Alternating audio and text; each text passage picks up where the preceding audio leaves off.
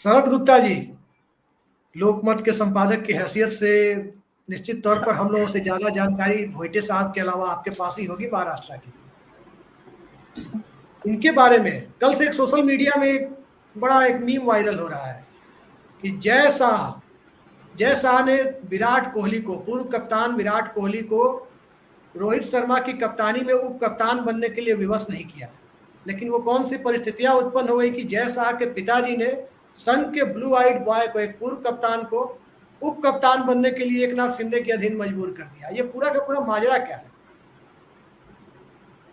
देखिए, ये आपको भी पता है और सबको पता है कि जय शाह के पिताजी के पास ऐसी कोई शक्तियां नहीं हैं जिनसे कि वो अपने मन से कोई निर्णय ले सके।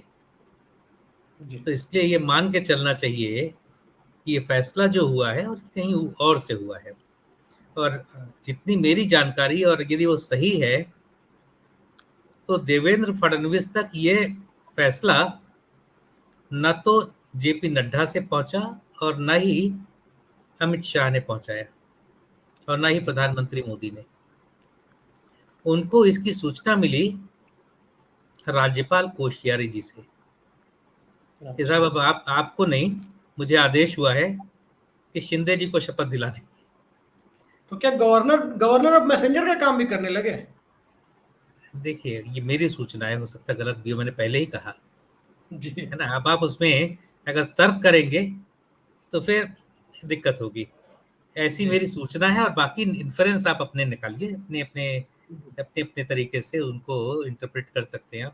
एक दूसरी चीज कि शिंदे को लाने से सबसे बड़ी चीज है कि जो अगले 2 महीनों के अंदर बीएमसी के चुनाव होने हैं, उसमें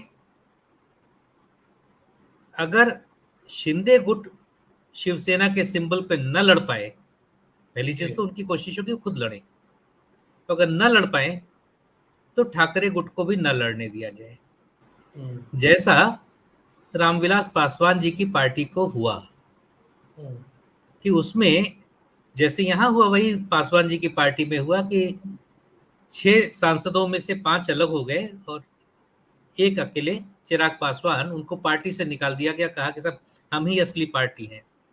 तो अब शिंदे जी कहेंगे कि सब हम ही असली शिवसेना है, जब 90% विधायक हमारे पास हैं, आधे सांसद हमारे पास हैं। ऐसा मुझे लगता है कि सांसदों में भी बड़ा बंटवारा होने वाला है और संभवतः मुख्यमंत्री बनने के बाद पार्टी ऑर्गेनाइजेशन में भी कुछ बंटवारा शुरू हो।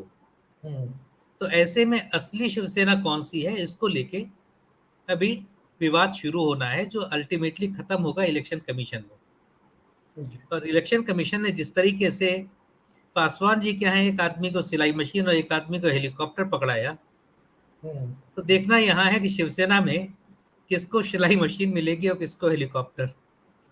यहाँ तो किसी को चार्टर्ड मिलेगा। तो अब ऐसे में ये मान के चलना चाहिए कि जब अपने सिंबल पे, धनुष बाण पे कोई लड़ेगा नहीं तो फायदा किसको होगा। तो एक बड़े फायदे के लिए ऐसा, जो मुझे लगता है, मुझे जानकारी नहीं इस बात की, जो जानकारी थी उन्होंने बताया, जो मुझे लगता है कि मोदी जी ने समझाया जब जेपी नड्डा और अमित शाह को, दोनों को फडणवीस ने मना कर दिया ना, मैं इस मंत्रिमंडल में नहीं शामिल होऊंगा, अगर मैं मुख्यमंत्री नहीं बनता हूं तो मैं मंत्रिमंडल से बाहर रहूंगा। तो मोदी जी से फिर बात हुई, मोदी जी ने उनको समझाया कि भाई लंबी छलांग के लिए आपको 2-4 कदम पीछे कभी कभी जाना पड़ता है। तो अगर आपको लंबी छलांग लगानी है तो फिलहाल 1-2 कदम पीछे हट जाइए। उसके बाद उनके जिस तरीके से ट्वीट आए हैं, सबका बड़ा शुक्रिया अदा किया उन्होंने, मोदी जी से लेके और अमित शाह और जेपी नड्डा सभी का।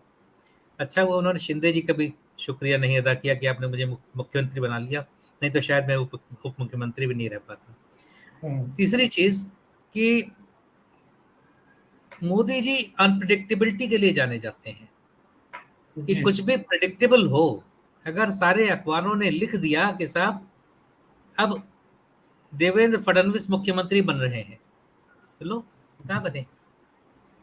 तो मीडिया को हमेशा गलत साबित करने में मोदी जी की रुचि रहती है।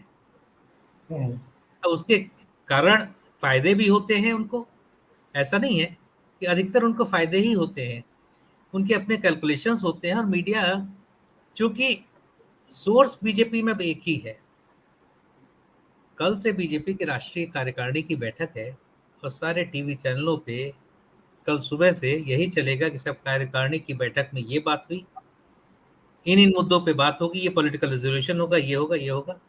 लेकिन मजाल है कि एक वक्ता जो वहां कुछ भी बोले वो बाहर आ जाए। पहले ये होता था कि जब आप जाते थे कार्यकारिणी की बैठक में तो बीजेपी के लोग खुल के बात करते थे कि सब अंदर क्या बात है, क्या क्या इश्यूज उठाए जा रहे हैं, मोदी जी ने क्या कहा, अटल जी ने क्या कहा, किसने क्या कहा, सारी बातें आ जाती। जी, अब किसी भी उमा नेता से भारती बात ने बहुत कीजिए खुलकर बातें की थी। जी, उमा भारती ने तो बहुत ज्यादा खुलकर बातें की थी, शायद इस वजह से मोदी जी नहीं बात करते हो, वो बाहर से मीडिया के लिए कोई सीलिंग अलाउ लगा ही दी नहीं है। करते, नहीं वो बात नहीं करते, वो अलाउ ही नहीं करते, तो बाकी लोग डरते हैं। जैसे हमने कुछ बात की और मोदी जी तक पहुंच गया कि सब वो मीडिया से बात कर रहे थे, तो अगले 10 साल तक हमारा तो लाइसेंस जब्त हो जाएगा। यहाँ तो सेकंड और थर्ड ऑफेंस की जरूरत नहीं, पहले ऑफेंस में ही लाइसेंस जब्त। तो जी, इसलिए बीजेपी में अब खबरें सिर्फ एक ही स्रोत से आ सकती हैं और वो है ट्विटर। और वो भी ट्विटर हैंडल किसका? मोदी जी का। किसको बधाई दे रहे हैं उपराष्ट्रपति बनने की, बस इसी चीज का इंतजार कीजिए। बाकी आपको कहीं से कोई खबर लगनी ही नहीं, बाकी सब कयास है। मेरे पास जी, कितनी बार सूचनाएं आई कि साहब अमित शाह और जेपी नड्डा ने किसी एक व्यक्ति का नाम राज्यसभा के लिए प्रपोज किया, तो मालूम चला कि जी, जब 7 RCR से वो लिस्ट लौट के आई तो वहां से काट के किसी और व्यक्ति का नाम लिख दिया गया। जी, तो पार्टी में इस समय जैसे एक ध्रुवीय व्यवस्था कायम हो रही थी दुनिया की, वैसे ही भारत में एक ध्रुवीय व्यवस्था कायम हो चुकी है। इसमें किसी को कोई संदेह नहीं होना चाहिए। शरद जी, नागपुर से आने वाले 3 भाजपा नेताओं को मैं जानता हूं, मैं ही नहीं पूरा देश जानता है। संजय जोशी, नितिन गडकरी और देवेंद्र फडणवीस अलग अलग समय पर भाजपा के केंद्रीय नेतृत्व से हमेशा कहीं ना कहीं इनकी ठनती है और ये धीरे धीरे या फिर रैपिडली किनारे कर दिए जाते हैं। और संयोगवश उस केंद्रीय नेतृत्व का एक तार कहीं ना कहीं गुजरात से जुड़ता है, गुजरात भाजपा से। तो क्या देवेंद्र फडणवीस भी इसी के शिकार हुए हैं या एक कोइंसिडेंस है? देखिए, भाजपा में देवेंद्र फडणवीस को एक तरह से मोदी जी का दत्तक पुत्र कहा जाता है। तो इसलिए ये कहना कि उनका किसी तरह से टकराव है या वो नाराज हैं, नाराज ऑब्वियसली होंगे कि भाई मुख्यमंत्री पद मिलते मिलते हाथ से खिसक गया तो आदमी निराश ज्यादा होता है, नाराज कम होता है। अगर समझा दिया जाए कि इसमें आगे तुम्हें क्या मिलने वाला है, क्या फायदा होने वाला है, तो दो कारण इसमें मुझे समझ में आते हैं। 2-3 चीजें हैं। पहली चीज कि बीजेपी को शायद लग रहा था कि अभी सुप्रीम कोर्ट में मामला है और 11 तारीख को सुनवाई होनी है। अगर वो 12 या 15 MLA उनको डिस्क्वालीफाई कर दिया जाए, सुप्रीम कोर्ट कह देता है कि नहीं साहब, स्पीकर के, डिप्टी स्पीकर के पास ये पावर है, वो डिस्क्वालीफाई कर सकते हैं।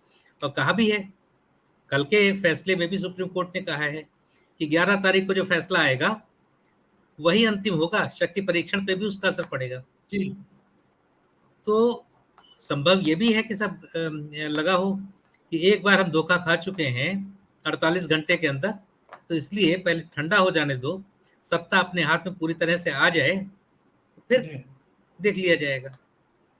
दूसरी चीज कि आखिर शिंदे जी का होगा क्या आखिर। तो बीजेपी वो ऑक्टोपस है कि जिसके आसपास जो भी पार्टी आई, जो उसका सहयोगी बना, उसने उसी को निगल लिया। बीजेपी का कोई भी सहयोगी, क्या नाम है, जनता दल यू की भी हालत खराब ही है। रामविलास जी, पासवान की हम लोग चर्चा कर ही रहे थे, जितने भी हैं। शिरोमणि अकाली दल नाराज होकर चला गया था, हालांकि आज उन्होंने द्रौपदी मुर्मू का समर्थन किया है, लेकिन सभी के सब, आप बताइए, सहयोगी थी। और बीजेपी कोशिश कर रही है कि एआईडीएमके की आपस के डिफरेंसेस का फायदा उठाया जाए। तो ऐसा कोई सहयोगी होगा कि भाई अब सहयोगी पार्टी है तो उसकी मुश्किलों को और ना बढ़ाया जाए। बीजेपी का ये है कि अपना उल्लू सीधा करो, सहयोगी हैं तो उनको और कमजोर करो, वहां से सबसे पहले लाभ उठाओ। ये मुलायम सिंह जी की पॉलिसी थी, लेकिन मोदी जी की भी है। और मोदी जी की जो मैं राजनीति देखता हूँ 3 हिस्सों में है। आप देखिए कि सबसे पहले उन्होंने जितने भी पुराने अटल और आडवाणी के एरा के लोग थे उनको किनारे लगाया। अकेले कैबिनेट उनको मंत्री बचे हैं राजनाथ सिंह, जो अटल कैबिनेट में थे, और जी इसमें भी जी है। जी। फिर उसके बाद दूसरा उन्होंने काम किया कि जो कंटेम्प्रेरीज थे उनके साथ के जितने लोग थे, जिसमें महाजन तो थे ही नहीं, लेकिन उनके परिवार को भी उन्होंने, जो अभी बात कह रहे थे तुलसीदास जी कि पंकजा मुंडे की, तो महाजन जी के परिवार के जितने लोग थे वो बेचारी बेटी बची हुई है अभी, वरना सारे लोग किनारे कर दिए गए हैं। अरुण जेटली जरूर उनके निजी दोस्त थे, वो थोड़े से बचे हुए थे। हालांकि आजकल उनकी बेटी कहाँ है, ना बेटा उनका राजनीति में है ना बेटी राजनीति में। बेटी तो मैं आपको जानकारी दे रहा हूँ, वो देश में ही नहीं है, वो देश के बाहर चली गई है जेटली जी की अच्छा। बेटी। खैर, तीसरी चीज कि सुषमा जी बेचारी बिल्कुल सब्जुकेट होकर रह गई थी। अब जी तीसरा उनका जो फेज शुरू हो रहा है, उसमें जो उनके नीचे के लोग थे, जिसमें प्रकाश जावड़ेकर थे, रविशंकर प्रसाद थे, कंटेम्प्रेरीज में हाँ नितिन गडकरी का नाम रह गया था। जी तो ये संभव ये भी है, हालांकि कहा यही जाता है कि वो दत्तक पुत्र हैं, लेकिन हो सकता है कि वो जो 6 इंच छोटा करने की बात होती है, जो ज्यादा लंबा हो, तो जी संभव है कि इधर लग रहा हो उनको कि देवेंद्र फडणवीस का भी कद ज्यादा बढ़ रहा है, तो थोड़ा 4-6 इंच छोटा कर दो। तो जैसे अमित शाह जी तो खुल के कहते भी हैं, कहते हैं कि मुझे किसी तरह की कोई गलतफहमी नहीं है कि मैं, लोग पूछते हैं कि साहब आप इतने करीब कैसे हैं मोदी जी, कहना मुझे कोई गलतफहमी नहीं कि मैं करीब हूँ। जब तक मेरी उपयोगिता है, जब तक मेरी यूटिलिटी है, जी। तब तक मैं काम कर रहा हूँ। जिस दिन मेरी उपयोगिता खत्म हो जाएगी मैं भी साइड लाइन कर दिया जाऊंगा। ये तो तो बहुत अगर बड़ा आदमी में खुलासा कर रहे हैं आप। जी, तो जब तक आदमी में इतनी क्लैरिटी है, तो उसको मालूम है कि मुझे एम्बिशियस नहीं रहना है। जो काम दिया जाए उसको पूरी तरीके से, पूरी निष्ठा के साथ आप निपटा दीजिए। और अगर आपने अपनी लाइन, अपना अपना एक कुनबा बनाने की कोशिश की, अपनी लॉबी बनाने की कोशिश की, उस दिन आप किनारे कर दिए जाएंगे। तो बीजेपी में एक ही जमीनी नेता है, और दूसरा कोई जमीनी नेता अगर होने की कोशिश करता है तो किनारे कर दिया जाएगा।